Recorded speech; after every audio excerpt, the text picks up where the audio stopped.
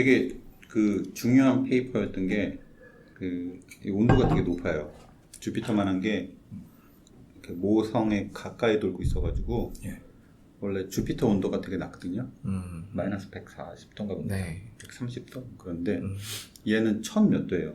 너무 가까워서. 템퍼러처가. 그래갖고 이제 핫 주피터라는 말이 이제 이때부터 생겼고 이게 그 항성 크기가 레드 더 그러니까 적색 위성인가요? 아니면 우리 태양하고 비슷한가요? 태양하고 거의 비슷해요. 제가 보니까 그 행성에 돌고 있는 그 별이 태양의 그 이펙티브 템퍼러처랑 비슷해요. 네. 한 5780도 정도 거의 비슷하고 그러니까 우리 네.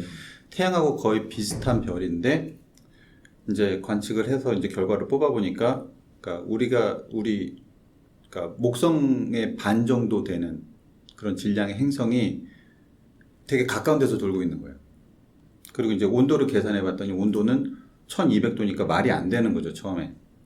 우리가 알고 있는 목성은 마이너스 130도, 140도 되는 차가워야 되는데, 그죠? 근데 얘는 그 별에서 되게 가까워가지고 이게 되게 온도가 높은 거예요. 그래서 이때부터 그러니까 뜨거운 목성, 핫 주피터라는 이제 말이 생겼고, 이제 그 우리가 알고 있던 그 태양계 행성 이론에 관해서 이제 많은 수정이 된 그런 이게 무슨 논문이에요? 역사적인 사건이죠.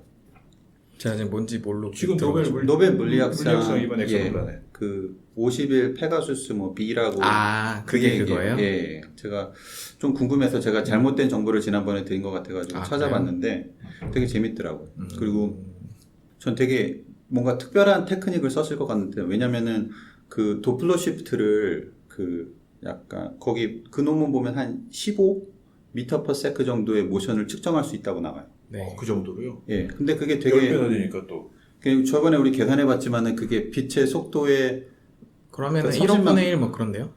예, 그거 다시 계산해봐도 2억 분의 1? 엄청 작은 숫자예요. 그래서 되게 의아했어요. 왜냐면은 그 흡수선 하나 가지고 그 정도 에러를 가진 숫자를 뽑아낼 수 있을까라고 이제 되게 궁금했는데 그게 가능했던 이유가 뭐냐면은 이렇게 전체 이렇게 스펙트럼을 보면은 흡수선이 너무너무 많아요. 5,000개 정도가 된대요. 그러니까 이렇게 하나가 스펙트럼이 이렇게 하나가 있고 이게 어떤 모션에 의해서 약간 쉬프트된 거를 찾아내는 건데 이 전체적인 거를 이렇게 두 개를 비교를 해서 그 변화량을 찾아낼 수 있어요. 그래서 그 당시에 뽑아낼 수 있었던 게 15 초속 15m 정도의 속도인데 대단한 거죠. 초속 15m면은 100m를 6초? 6초 정도에 뛰는 그 정도 속도를 네. 그러니까 50광년 떨어진 거리에 있는 그 모션을 측정한다는 건데 대단한 거죠. 요즘 그 정도 돼야 돼요. 중력파 검출할 때도 굉장했잖아요. 중력파는 그렇죠. 예. 그러면은 그 뭐지? orbital radius 같은 것도 계산할 수가 있었겠네요. 예. 되게 가까이서 돈다고요? 그러니까 목성만한 게 그러니까 지구하고 태양 간의 거리 한 5% 정도? 그러니까 거의 수성 정도 되는 궤도에 목성 같은 애가 막 돌고 있으니까 중심에 있는 애는 태양이랑 비슷한 애라고요? 예, 걔가 이제 도는 모션이 관측이 되는 거예요. 그게 15m/s였는데 지금은 뭐 7m/s 정도까지도 뭐 측정할 수 있다고 그러더라고요. 더 정밀하게요? 예. 근데 되게 흔한 케이스는 아니에요. 그래서 지난번에 말했지만은 이렇게 어떤 이거 주피터 같은 애가 있던 어떤 그 별의 앞으로 지나갈 때 광도의 차이에서 생기는 그런 변화를 빛을 가려서 예, 찾아내는 게 일반적인 방법인데 네. 이렇게 도플러 모션이 생기는 경우는 굉장히 희귀한 경우죠. 네네. 그 식을 이용해가지고서 그러니까 이클립스를 이용해가지고 관측한 건 무지하게 많이 나죠. 네네. 케플러 망원경 관측에서부터 해가지고서 굉장히 많이 나왔죠. 몇백 개? 아니요, 지금 저희가 외계 행성 엑소플래닛이라고 알고 있는 게 수천 개 돼요. 수천 개나 돼요? 3,000개 뭐 이렇게 될 거예요. 케플러에서 이제 이게 큰 데이터베이스가 쌓이다 보니까 거기서 이제 통계적으로 이제 뽑아낼 수 있는 기술들이 생겼거든요. 옛날에는 어떤 특별한 게 있으면은 그거를 계속 관측을 해서 찾아내는 이런 방법이었는데 요즘에는 일단 찍어 놓고서 스캔하는 거죠. 스캐너 그때 데이터베이스 이제 여러 시간에 걸쳐서 찍은 데이터들을 나중에 이제 처리하는 과정에서 통계적으로 뽑아낼 수 있는 거죠. 어떻게 제 분야는 아닌데 읽어보니까 되게 재미있었고 태양계 행성 이론에 대해서 이렇게 큰 변화를 줄 수 있는 중요한 발견이었던 것 같아요. 네. 뭐가 바뀐 거예요, 그럼? 예전에는 그 태양계를 보면은 태양에서 가까운 데는 이제 이렇게 조그만 그 네. 락키 플래닛들 네. 지구처럼 이렇게 딱딱하고 이런 애들이 형성이 돼 있고 지구형 행성, 목성형 행성 말씀하시는 그쵸. 거예요? 예, 그리고 이제 태양에서 먼 쪽으로 나갈수록 이제 좀 큰 가시어스한 애들이 것들. 예, 네. 생겨나고 그리고 걔네들의 이제 온도는 낮아야 되고 뭐 네. 이런 게 일반적인 이론이었는데 아, 이제 그래서 이제 이 이후에 관측이 계속 누적되면서 핫 주피터라는 게 이게 특별한 현상이 아니라 다른 행성들에서 몇 번이 발견된 것 같아요. 그래서 이게 일반적인 어떤 플래닛 그 포메이션 티어리로 자리를 잡은 것 같아요. 언제 생성됐는지는 모르는 거잖아요, 그죠? 그냥 그 표면 색깔 가지고만 알 수 있는 거지. 별 크기에 따라 가지고 별의 그러니까요. 수명이 결정이 되는데 그러니까 그러니까 언제 생겼는지. 네, 우리 태양 크기 정도 되면은 몇십억 년이죠. 45년, 55년. 50억 년 정도 네. 됩니다. 태양은 그 다음에 적색에서는 그보다 더 길고 네. 수명이 무지하게 네. 길고 조그만 별은 클수록 무지하게 수명이 짧지 않나요? 길고. 네, 맞습니다. 클수록 짧고. 태양 같은 경우는 앞으로 50억 년 정도 네. 더 탈 건데 근데 이제 거기 페가수스 51B는 언제 생겼는지까지는 혹시 알 수 있는 건가요? 그거는 모르죠. 그냥 그저 네. 모르죠. 예. 그러니까 그것도 이제 중요한 질문인 게 핫 주피터가 이제 처음에 생겨서 그러니까요, 예. 마이그레이트 한다 네. 그러는데 밖으로 옮겨나가는 건지 아직 그건 잘 모를 것 같아요. 네. 정말로 그러면은 그 생성될 당시에 성간 물질이나 아니면은 그런 것들이 정말 중요하겠네요. 예. 그 지금 그 뭐죠? 표준 이론은 제가 알기로 이렇게 그러니까 스타가 만들어지면은 주변에 이렇게 디스크 모양으로 이렇게 네. 그 별의 잔해 같은 것들이 이렇게 디스크 모양으로 이렇게 도는데 그 중에 이제 덩어리들이 뭉쳐지면서 어떤 특정한 궤도에서 이런 것들이 뭉쳐지면서 점점 커져요. 그렇죠. 그래서 행성이 만들어진다는 게 이제 표준 이론인데 최근에 이제 그 알마라는 네. 그 만환경으로 관측된 거 보면은 그게 우리가 생각했던 거랑 거의 맞는 것 같아요. 그게 실제로 관측이 돼요. 디스크가 생기고 그 가운데 조금 이렇게 계속 이제 물질들이 붙여가지고 뭉쳐 있는 것들이 이렇게 보이는 중력 거예요. 때문에 이제 예, 그게 또 이제 뭐 가속이 붙거나 뭐 그런 식으로. 네, 우리 태양계에서도 명왕성만 해도 벌써 이 디스크에서 상당히 벗어난 공전 궤도를 가지고 있잖아요. 네, 가끔 겹쳐지긴 해도 네, 그래서 네.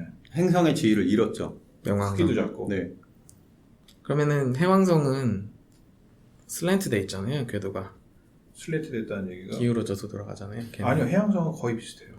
천왕성인가요? 천왕성도 비슷하고 명왕성이 그래요. 아니요. 아 전체 궤도를 말하는 그 이렇게 예, 공전 궤도. 공전 궤도가 거의 디스크에 공정궤도는 비슷한데 그 로테이션하는 게 이렇게 돌아가는 애가 있어요. 그래요? 네, 아, 명왕성이 기울어져 있는 거예요. 명왕성이 이렇게 돼 있어요. 네, 그래서 네, 네. 천왕성 안쪽으로 막 들어왔다 나왔다 그러죠.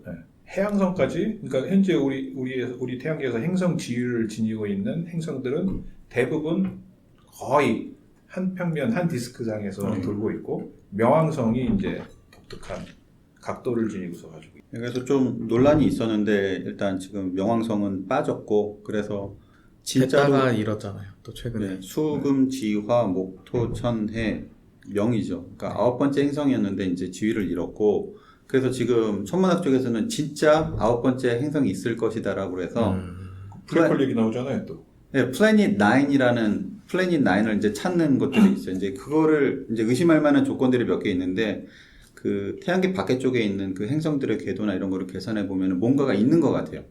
눈에 안 보이는 게. 그래서 아직 모르는데 그래서 이제 그걸 플래닛 9이라고 그러는데 9번째 행성이라는 얘기죠. 근데 최근에 어떤 논문이 이제 그게 이제 프라이머리얼 블랙홀, 초기 블랙홀들.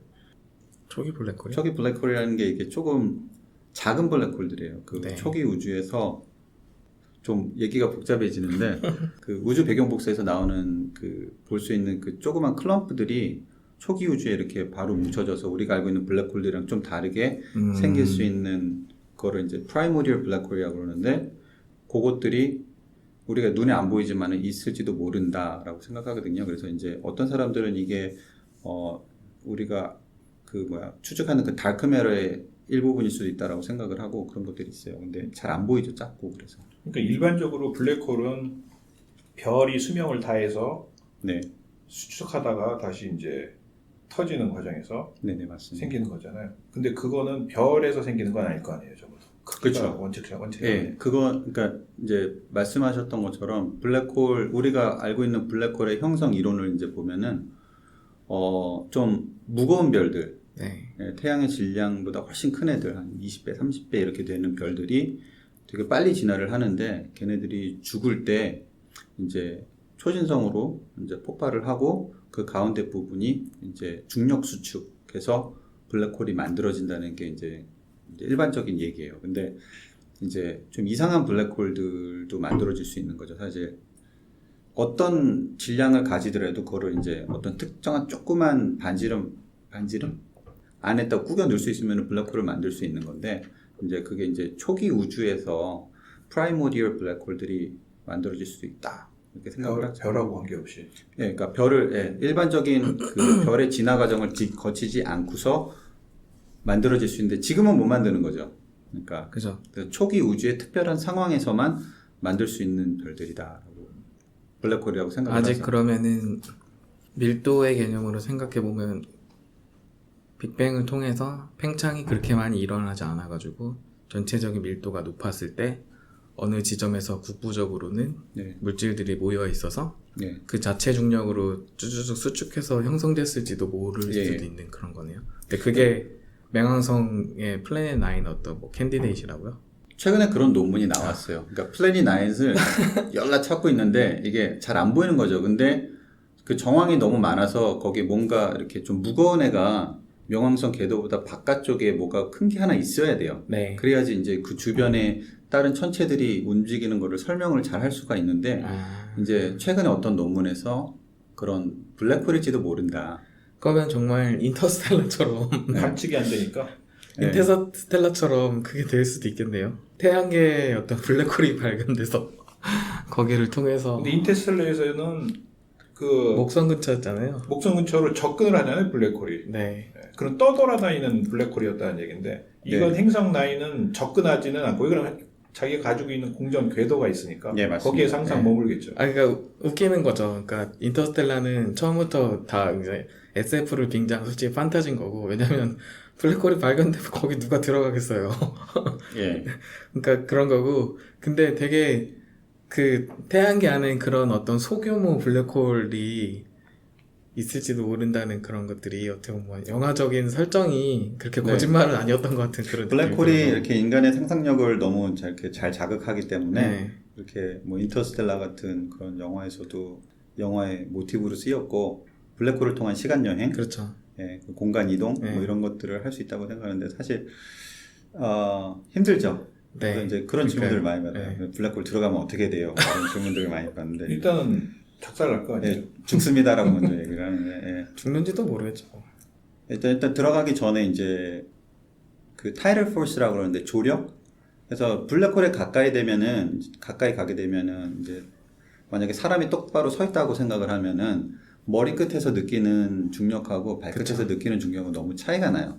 이게 그 뭐 그레디언트가 엄청 크다면서요. 예, 그래서 이제 그런 상황이 되면 이제 사람이 스파게티처럼 그렇죠. 쭉 늘어나서 짝 찢어져 죽어지는 거죠. 아우 상상도 하기. 예, 그래서 우주선도 사실은 우주선도 이제 다 찢어져서 네. 이제 없어지는 건데 영화성에서는 이제 우주선이 이제 통과를 해서 이제 다른 차원으로 이동을 하고 이런 거를 진짜 만들어내죠. 멀티디멘션으로 들어가서. 근데 그렇게 접근하는 게 쉬운 게 아니에요. 이게 뭐냐면 이번에 태양에 접근하는 탐사선 있잖아요. 그 탐사선 이름은 정확하게 기억이 안 나요. 나사의 그 탐사선 네네. 얼마 전에 사진 찍은 태양 자체에 그렇게 가까이 접근하는 게 어려가지고 엄청난 그렇죠. 그 복사열을 중력동 과정을 일단 거치거든요. 뭐 태양풍은 둘째치고 복사열부터가 어마어마하니까. 그렇죠. 그 태양만 해도 그 온도가 유효 온도가 뭐 5,780도 뭐 이 정도 네, 되는데 저는 6,000도 정도로 알고 있어요. 예. 표면 온도. 그 정도 되는데도 이제 인간이 만들어낸 우주선들이 살아남기 힘든 환경이죠. 수성보다 더 가까이도 못 가지 않나요? 지금 수성이 수성보다 0.3 지금 수성보다 훨씬 가깝게 여기 접근하고 그래요? 있어요. 일단은 허용하는 한에서는 최대한 접근하는 거예요. 네. 그래서 에피콜롬보가 수성 탐사선이고 그렇구나. 또 하나가 뭐가 예, 있는데 수성 탐사선이 있긴 했어요. 근데 이번 건 아마 태양에 더 가까이 가는 네. 미션으로 알고 있는데 또 그러니까 지금 수성에 가까이 갔던 게 하나 있었고 최근에 그다음에 태양에 가까이 가는 게 하나 있고 그러니까 태양만 해도 이제 우리가 가까이 가서 살아남을 수 있는 확률이 별로 없는 그런 되게 무시무시한 이제 천체인데 이제 블랙홀들은 사람들이 이제 그냥 빨려 들어간다고 생각하는데 사실 블랙홀은 주변에 가면 이제 환경이 더 열악해요. 그 주변에 이제 가스들이 바로 블랙홀로 떨어지는 게 아니라 이렇게 빙글빙글 돌면서 네. 이렇게 원반을 만드는데 에크리션 디스크. 어크리션 디스크라고 그러고 그 한국말로는 뭐 강착 원반이라고 얘기하는 거예요. 강착 원반. 예, 그 한자에서 뭔가 온 것 같은데 저는 그게 마음에 안 들어요. 한국 사람들은 왜 용어를 한자에서 차용을 하는지. 근데 제가 알기로는 그런 용어들이 다 일본어의 잔재에서 다. 네, 근데 제가 이제 블랙홀을 공부를 했지만은 어크리션이라는 말을 한국말로 마땅히 설명할 길이 없어요. 그래도 찾아야죠. 어떻게 하죠? 네, 뭐 만들어내면 되는데 르메트르라는 사람 아세요? 이름은 들어봤죠. 허블 그 발음이 어떻게 돼요? 그 르메트르면은 그냥 르메트. 프랑스 사람이면 르메트르가 되겠죠. 프랑스 사람인 것 같아요. 네. 네. 이게 그 작년에 그 원래 허블 법칙이라는 거 있잖아요. 이 이름이 공식적으로 바뀌었어요. 작년에. 한 사람이 들어가서. 이게 원래는 그냥 허블의 법칙이라고 그랬는데 허블이 이제 그 우주의 팽창을 이제 관측적으로 발견한 사람이니까 그랬는데 이 사람이 그 전에 그 이론적인 페이퍼를 쓴 거예요. 만약에 우주가 이 사람이 그 사람 아니에요? 성직자라는 사람 아니에요? 이 사람이 잘 모르겠어요. 그럴 거예요. 한번 검색 한번 해보시면은 르메트 해가지고서 갖고 르메트르 요거 네. 그걸로 한번 검색을 한번 해보시면. 근데 뭐 성직자처럼 옷을 입고 성직자 아니에요, 진짜? 이 사람 딴 사람인가? 거의 뭐 성직처럼 됐네. 시빌 엔지니어. 그 아마 위키피디아 보면 세미나리 같네요. 신학원 같네요. 세미나리 가가지고 근데 프리스트 됐대요. 성직자 맞네. 네, 맞네요. 그리고 이 사람이 이제 그냥 우주가 만약에 팽창하는 게 빅뱅 이론이 맞아서 우주가 팽창하고 있으면은 우주가 팽창하는 속도는 이렇게 거리에 비례해서 커져야 된다라고 이제 그런 논문을 썼나 봐요. 이론적인 논문을 썼는데 그래갖고 이게 나중에 인정이 돼가지고 작년에 국제 천문 연맹 IAU에서 투표를 해가지고 이름을 바꿨어요. 그래서 공식적으로 허블 르메트르로가 됐어요. 옛날에 허블의 법칙. 결국 두 사람 다 노벨상을 못했잖아요. 아깝네. 허블이 못 탔을 거예요. 네. 가속 우주 팽창 그거 한 사람들만 탔죠. 일찍 죽었네. 1953년에 죽었는데 너무 일찍 죽었네. 노벨 살아 있었어야 되는데. 한 10년만 더 살아 있었지. 한 20년은 더 살아 있었어야 됐겠네. 10년이란 허블 상수 법칙을 발견한 게 30년 되잖아요. 네, 20년, 30년. 그 사이에도 사실 검증할 만한 충분한 시간은 있었는데